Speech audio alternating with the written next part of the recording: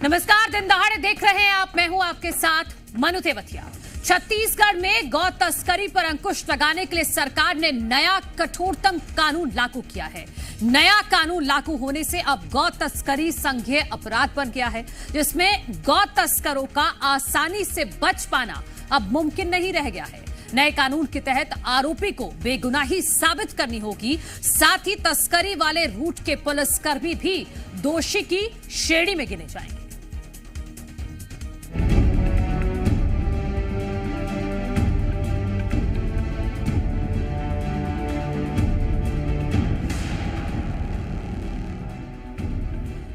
तो छत्तीसगढ़ में गौ तस्करी को रोकने के लिए कृषि पशु परिरक्षण अधिनियम 2004 कानून लागू किया गया था।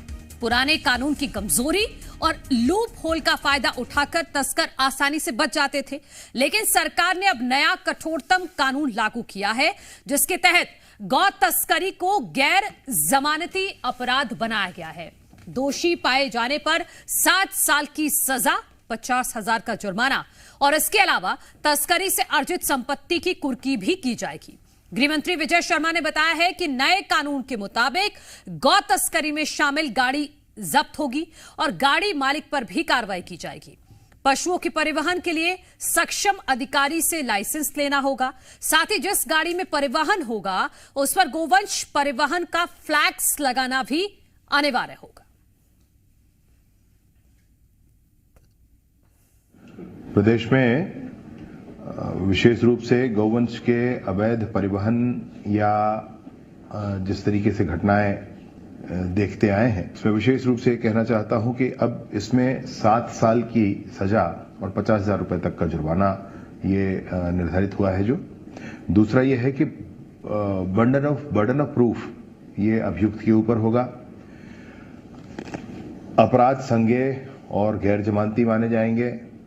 सक्षम अधिकारी की अनुज्ञा पत्र के बिना परिवहन नहीं किया जा सकेगा अथवा पूरा परिवहन अवैध माना जाएगा।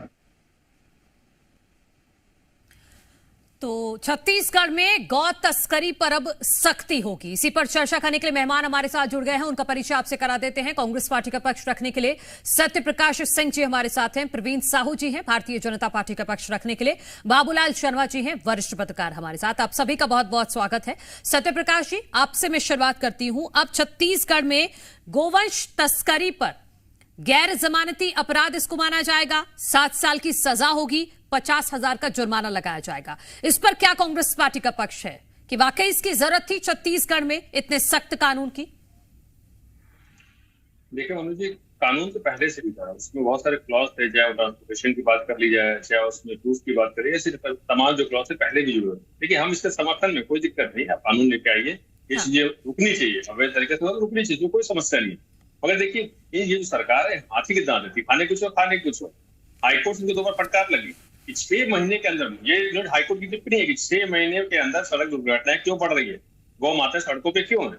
और इन्होंने अपने राजनीतिक विद्वेष निकालने के लिए गौठानों को बंद कर दिया, जिसकी हालत ये हुई कि 6 महीने में ये सड़कों पे दिख रही है, दुर्घटनाएं बढ़ रही है। अब देखिए, इन्होंने कानून लागू करने की बात की, सख्ती से लागू करेंगे। कानून तो बहुत सारे पहले से भी है, मगर आप अपराध में देख लीजिए तमाम चीजें हैं, मगर आप कानून को सख्ती से लागू करा कहाँ पाते हैं? आप अपनी खींचतान में लगे हुए हैं। इसलिए हम बोल रहे हैं कि सख्ती से कानून आप लगे, मगर साथ ही साथ जो घोटाले थे उनको चालू करवा दीजिए। अगर आपको दिक्कत है तो उसमें बेहतर कर दीजिए। अगर उसमें बेहतर कुछ हो सकता है, घोटालों कुछ बेहतर हो सकता है, तो एक वो आपके पास बना बनाया चीज है, बना बनाया एक ढांचा है, आप उसको भी सुधार करके गौ माता जो मर रही है, जो दुर्घटनाएं हो रही है, वो कम हो सकती है। मगर ये सरकार अपने राजनीतिक विद्वेष निकालने के लिए उनको बंद करती है, एक नया कानून की बात करती है। मगर देखिए, कहीं कुछ होने वाला नहीं। आप तो बोल रहे हैं आप तो कीजिए, मगर ये सिर्फ और सिर्फ ये कागजों में रह जाती है। इनकी तमाम कानून पहले से भी है, अपराध देखिए कैसे बढ़ रहे हैं, उसी तरह गौ माताएं मर रही है। तो इनके ऊपर ये दिखता है कि आप सिर्फ और सिर्फ राजनीतिक विद्वेष निकालने के लिए, जब हाईकोर्ट ने टिप्पणी की तब आपने एक बताया कि हम ये कानून लेके आ रहे हैं, इसलिए हम बोल रहे हैं। और अगर 15 साल का इतिहास उठा के देख ली जाए तो इनकी सरकार कार्यकाल में इतनी गौशालाओं में भूखे 17,000 गाय 15 साल मरी थी, भूखे प्यासी रोने की वजह से। इनके नेता को पकड़ाए जाते थे, एफआईआर होती थी, जेलों में जाते थे। तो इनका इतिहास भी वैसा है। और अभी देखिए, अब तो अभी कल से इन्होंने बोला है, अब आगे देखते क्या होगा, उसके बाद हम प्रतिक्रिया देंगे। ठीक है प्रवीण साहू जी, वो कह रहे हैं कृषि पशु परिरक्षण अधिनियम 2004 में भी ये बाकायदा क्लॉज हैं कि अवैध परिवहन करने वालों की संपत्ति कुर्क होगी, 7 साल की सजा होगी, 50,000 का जुर्माना होगा। बात है इंप्लीमेंटेशन की। देखिए, भारत माता की जय कहूंगा, जय छत्तीसगढ़, और गौ माता की जय। आप सभी को नमस्कार, प्रणाम। देखिए, भारतीय जनता पार्टी लगातार गौवंश की संरक्षा के लिए लगातार काम कर रही है। आपने बहुत अच्छा वर्णन किया कि जो प्रावधान हम लेकर आए 2004 में, मैं प्रदेश की जनता को बताना चाहता हूं कि 2000 से लेकर 2003 तक इस सत्ता में थे, गौ माता के संरक्षण के कानून लेकर नहीं आए। हम सत्ता प्राप्त हमने की, हमने पहले साल सत्ता प्राप्ति के पहले वर्ष हम कानून लेकर आए, और आप देखेंगे तो देखिए हम 5 साल विपक्ष की भूमिका में थे। जैसे ही हम सत्ता दोबारा प्राप्त किए, हमने फिर से गौवंश के संरक्षण के लिए लगातार कानून में परिवर्तन किए, और जो प्रावधान है उसको हमने और कठोर किया। तो लगातार यह प्रमाणित होता आ रहा है कि भारतीय जनता पार्टी गौ माता के संरक्षण के लिए दिन रात एक कर रही है। लेकिन पिछले 5 वर्षों में आप देखेंगे तो गौ माता की लगातार अगर हम बात करें तो गौठानों में, जो गौठान के नाम पर इन्हें केवल गौठान के नाम पर घोटाला पे घोटाला किया, गौठान घोटाला किया, गौमूत्र घोटाले की सरकार थी। चाहे तखतपुर की घटना पिछले 5 साल में ले लो या प्रदेश के किसी भी स्थान के मैं बात कर लूं, वहां पर गौ माता की निश्चित रूप से निर्मम रूप से हत्या कर दी जाती है। 10 बाय 10 के कमरे में 200 गाय को ठूस कर रखा जा रहा था, तो गौ माता की निश्चित रूप से ये हत्या करते आ रहे हैं। और यही कांग्रेस पार्टी है जो गोपाष्टमी के दिन लगभग 5 और 7 की हत्याएं करवाई थी, क्योंकि वे मांग कर रहे थे कि गौ माता के संरक्षण के लिए कानून लाने चाहिए। तो कभी कानून तो लाए नहीं, कानून अगर हम लाए हैं, संशोधन कर रहे हैं, तो लगातार इन पर यह आपत्ति लगा रहे हैं कि इनकी निश्चित रूप से राजनीति यही है कि गौ माता के जो है निश्चित रूप से विरोध करते आए, करते रहेंगे। केवल गौ माता के नाम पर ढकोसला करना कांग्रेस की राजनीति है। लेकिन आप कुछ भी कर लीजिए, भारतीय जनता पार्टी की यहां पर सरकार है, गौ माता की हम संरक्षण का हमने दावा किया था, हम उसके लिए वचनबद्ध हैं और हम काम करते रहेंगे। ठीक है, मैं इस पे काउंटर लूंगी सत्यप्रकाश जी आपसे, लेकिन उससे पहले बाबूलाल शर्मा जी को शामिल कर लेते हैं, वरिष्ठ पत्रकार हैं। बाबूलाल शर्मा जी, जो ये नया कानून आया है, क्या इतनी सख्ती से गौ तस्करी रुकेगी छत्तीसगढ़ में? इसको डिकोड कीजिएगा आप जरा। देखिए, कानून तो बहुत पुराने हैं, ये उनमें जो है एक संशोधन लाया गया है। हाँ। उस संशोधन में ये एक अच्छी बात होगी कि अभी तक जैसे मॉब लिंचिंग का जो बातें होती थी, उसमें कम से कम रोक लगेगी, मुझे ऐसा लगता है। वो नया कानून ये है कि बिना लाइसेंस के आप परिवहन अवैध माना जाएगा। हाँ। अगर आपने लाइसेंस नहीं लिया है परिवहन अधिकारी से, संबंधित अधिकारी से, तो वो गौ परिवहन अवैध माना जाएगा। सबसे बड़ी चीज, क्योंकि अभी तक कोई पहचान नहीं होती थी कि वैध है या अवैध है, और मॉब लिंचिंग हो जाती थी, लोग मारे जाते थे। ये मेन जो चीज है, एक प्रावधान जोड़ा गया है जिसमें 7 साल की सजा का प्रावधान रखा गया है, 50,000 के जुर्माने का प्रावधान रखा गया है। जुर्माने के प्रावधान, सजा का प्रावधान तो पहले भी थे, लेकिन वो जो है इतना ज्यादा इम्प्लीमेंटेशन का जो है प्रश्न नहीं उठता था। अब जो है उसका इम्प्लीमेंटेशन करेंगे, ये जो संदर्भ जो है वो भारतीय जनता पार्टी के नेताओं ने स्पष्ट किया है। और दूसरी चीज ये है, देखिए, हिंदुत्व का मुद्दा है ये। हिंदुत्व माने भारतीय जनता पार्टी और आरएसएस प्रारंभ से जो है गौ हत्या के विरुद्ध है और गौ माता की सेवा के प्रति जो है समर्पित है। ये उनकी भावना है। हो पाता है, नहीं हो पाता है, वो अलग मुद्दा है, लेकिन उनकी भावना है कि इसकी संरक्षण जो है गौ माता का होना चाहिए। उस कारण जो है सारी। और दूसरी चीज है कि हिंदुत्व के मुद्दे में ये जो गौ तस्करी के मामले जितने पकड़े गए हैं या मॉब लिंचिंग हुई, उसमें एक जाति विशेष के लोगों का हाथ ज्यादा पाया गया, अधिकांश लोगों का। और उस जाति विशेष का मसला जो है उसमें हाथ पाए जाने के कारण जो है उनका भी विरोध एक मुद्दा है कि वो जो लोग हैं इस तरह के काम करते हैं, जो कसाई है या एक विशेष जाति के लोग हैं। हाँ। उसका भी विरोध किया जा सकेगा, ये एक बात है। और संज्ञेय अपराध बनाने पर जो है इसमें रोक लगेगी, ऐसा मुझे लगता है। जी प्रवीण साहू जी, आप इस पर टिप्पणी कीजिएगा कि संज्ञेय अपराध पर रोक लगेगी। और मैं एक और इस कानून को भी समझते हैं, क्योंकि जो लोग हमें देख रहे हैं वो इस कानून को समझे, ये भी महत्वपूर्ण हो जाता है। तो एक पॉइंट ये है, जो कृषक पशु कैटेगरी के जो गोवंश हैं उनको भी इसमें शामिल किया गया है। तो अगर कोई किसान जिसका मवेशी बीमार है, मान लीजिए, अगर वो ले जा रहा है तो, और उसके पास परमिशन नहीं है, क्योंकि वो उस टाइम पे नहीं कर सकता कि पहले वो परमिशन ले और उसके बाद ले जाए, तो उस केस में क्या होगा फिर?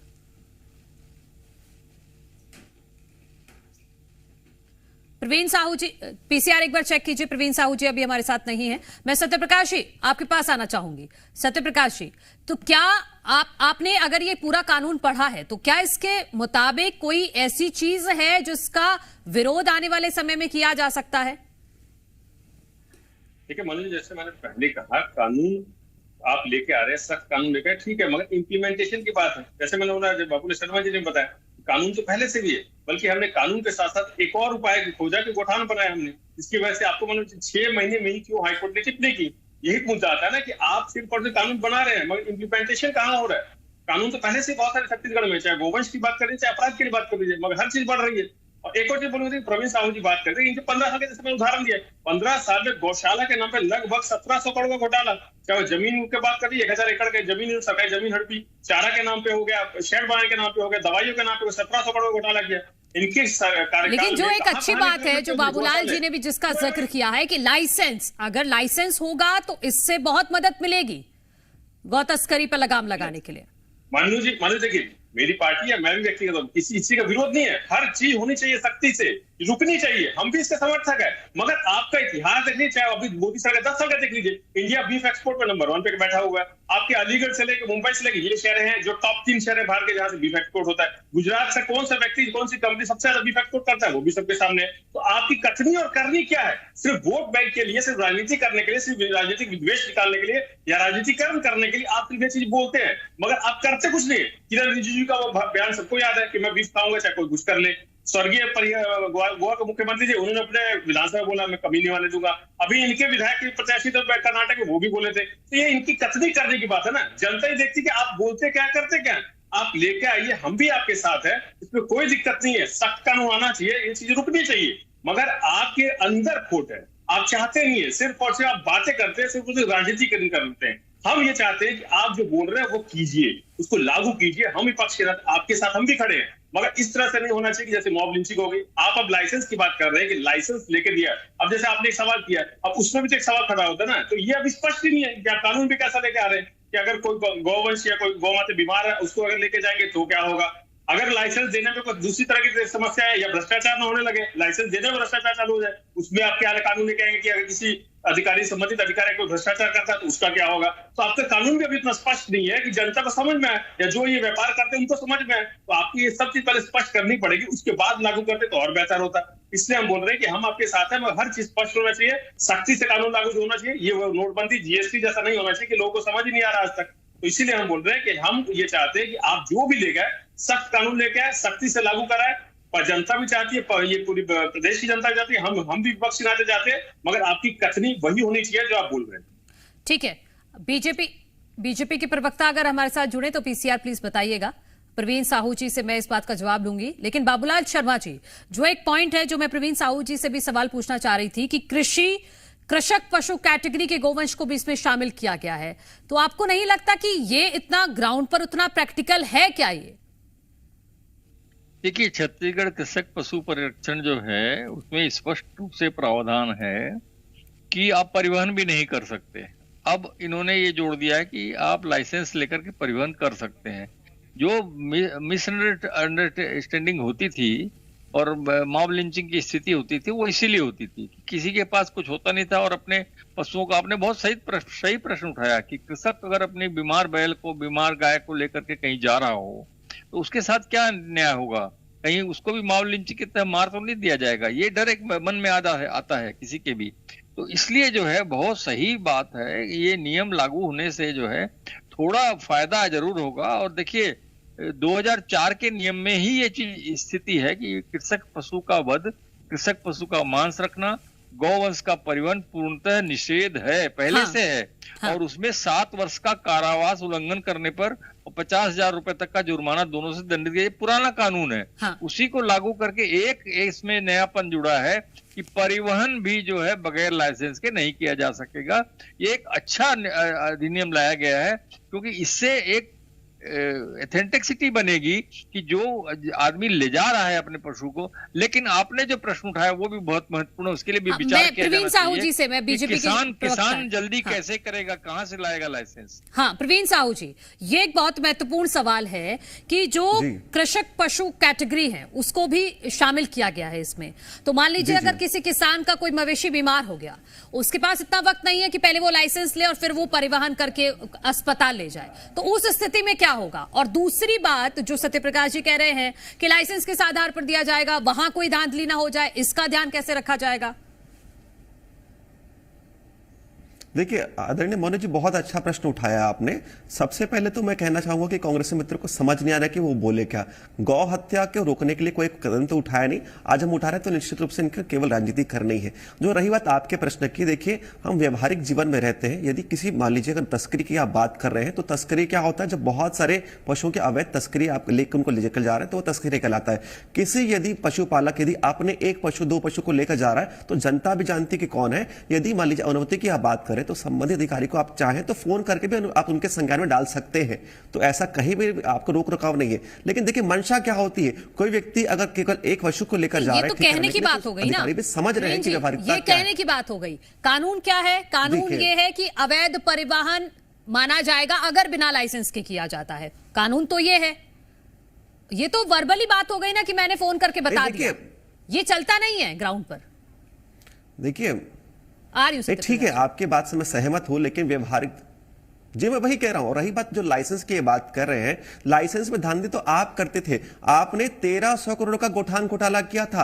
आपने प्रत्येक गाय के पीछे जो आपने जो खर्चा दिखाया था कि 19 लाख खर्चा किया था। गौ माताओं की हत्या आपने की थी। आज हम गौवंश के संरक्षण के कानून में अगर प्रावधान किए हैं, कठोर कानून लेकर आए हैं, तो आपकी आपत्ति दिखाती है कि आप लगातार चाहते हैं कि गौ माता की हत्या हो, अवैध तस्करी हो। लेकिन भारतीय जनता पार्टी की मंशा लगातार गौवंश को संरक्षित करने के लिए है। और जो भी कानून मेरी मंशा ये भी है चर्चा की जरिए कि हम इस कानून को लोगों को समझा भी पाए बेहतर तरीके से, कि उन्हें पता हो कि नए कानून में क्या है, क्योंकि आम लोगों तक ज्यादा बातें पहुंच नहीं पाती हैं, वो तो फेर में फंस जाते हैं। देखिए निश्चित रूप से आपका चैनल बहुत प्रतिष्ठित चैनल है और आज के इस डिबेट के माध्यम से भारतीय जनता पार्टी ने जो कानून लेकर आया है वो जन तक पहुंच चुका है कि देखिए कोई भी व्यक्ति जो अवैध परिवहन कर रहा है निश्चित रूप से उसके चोर के दाढ़ी में तिनका होगा। अगर वो गलत काम कर रहा है तो फ्लैक्स नहीं लगाएगा। लेकिन मान लीजिए साधारण जो पशु जो पालक है वो अगर किसी भी कारणवश अगर अपने पशु को कहीं दूसरे स्थान पर लेकर जाता है तो वो फ्लैक्स लगा लेगा, कागज पर लिख सकता है, अनुमति ले सकता है। अनुमति तो वे नहीं लेंगे जो गलत काम कर रहे हैं। इमरजेंसी का जिक्र किया, इमरजेंसी। देखिए मैं वही कह रहा हूं मनोज जी कि इमरजेंसी के संदर्भ में देखिए आप मौखिक रूप से आप चीजों को कर सकते हैं, आप बाद में जाकर निश्चित रूप से आप जो है उसके आप कार्रवाई करते रहिए। लगातार आप देखेंगे तो हर स्थान पर जो है पशु के लिए चिकित्सालय है, संबंधित अधिकारी से आप अनुमति ले सकते हैं, इस पर कहीं भी कोई मनाही नहीं है। सत्यप्रकाश जी, फिर मैं बाबूलाल जी से इसी पर जवाब लूंगी। सत्यप्रकाश जी पहले आप बोल लीजिए। देखिए मनु जी, जैसे मैंने पहले कहा कि कानून स्पष्ट ही नहीं है। अभी तक प्रवीण साहू जी बता ही नहीं पा रहे हैं कि अगर ऐसी स्थिति होती है तो क्या उसमें होगा। इसलिए हम बोल रहे हैं कि जीएसटी नोटबंदी जैसा नहीं होना चाहिए। मैंने बता दिया, आप बताइए कि 1300 करोड़ घोटाला क्यों किया आपने, कहां से लाइसेंस मिलेगा, जैसे इस टाइप पे अगर स्थिति आती तो क्या होगा, तो आपने स्पष्ट नहीं कानून में। इसलिए हम बोल रहे हैं। देखिए भैया अपने कार्यकाल की 15 साल की बात कर ले, जब कानून उस समय भी था, बाबूलाल शर्मा जी बेहतर तरीके समझा रहे, उस समय कानून था, कितने लोगों की गिरफ्तारी हुई है, इन्हें कितने जो घोटाले उसमें कितने लोगों की गिरफ्तारी हुई, कितने गौवंश की हत्या, 17,000 गौवंश की उस समय मृत्यु हुई थी, तो क्या करनी उन्होंने। इसलिए हम बार बोल रहे इम्प्लीमेंटेशन की बात है। इनके नेता हरीश वर्मा, वो इनके ऊपर एफआईआर हुई थी, वो जेल में भी गए थे गौशाला में घोटाला करने के नाम पे, और 1700 से ज्यादा गाय, माफी 30 से ज्यादा गाय 2 दिन के अंदर मृत्यु हुई थी। तो ये हालात थे इनके। इससे बोल रहे कि इम्प्लीमेंटेशन की बात है। 15 साल में भी आप नहीं कर पाए थे और 6 महीने भी आपने 1300 करोड़ का घोटाला किया, 5 साल में आपने क्या कार्रवाई की। सम्मानित चैनल में आपको चुनौती देता हूं, बताइए क्या किया आपने। लगातार गौवंश की हत्या करवाने वाले किस मुंह से आप जो इस कानून का विरोध कर रहे हैं, पूछना चाहता हूं आपसे। आपकी पार्टी क्या प्रत्येक कार्यकर्ता गौवंश की हत्या में सम्मिलित है, चाहे वो प्रत्यक्ष रूप से हो चाहे परोक्ष रूप से हो। 1300 करोड़ का घोटाला, अरे राशि छोड़िए, गौ माता की हत्या करना और उसका संरक्षण देना निश्चित रूप से बहुत ही दंडनीय अपराध है। इसके लिए आप ईश्वर भी क्षमा नहीं कर सकते। 10 बाई 10 के कमरे में आपने 200 गौवंश को रख दिया था, ना उनको चारा दिया, ना पानी दी, वो तड़प कर मर गए और आपने कोई कार्रवाई नहीं की। और आज हम पर प्रश्न उठाते हैं। हम तो देखिए गौवंश के लिए अपने जान तक दे देकर तैयार है। आपकी तरह हमारे मंशा नहीं कि केवल हम जो है धमकियाबाजी करें।